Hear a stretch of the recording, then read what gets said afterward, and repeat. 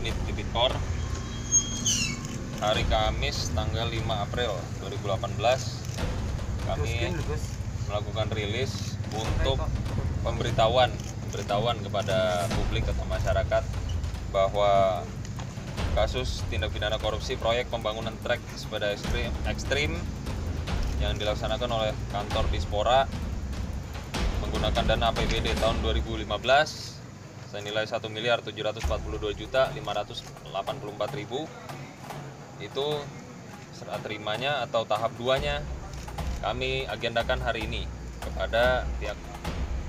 Di sini Pak Usman adalah sebagai pemegang bendera, ya, pemegang bendera dari perusahaan CV Sinar Cemerlang. Lalu Pak Hadi ini pelaksananya, borongnya beserta putranya.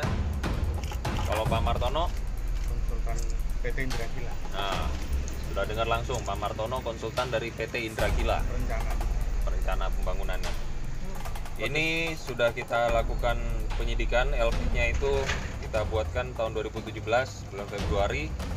Penyitaan barang bukti uangnya itu sebesar 210.897 juta. Kerugian negaranya yang ditimbulkan kurang lebih 578 juta.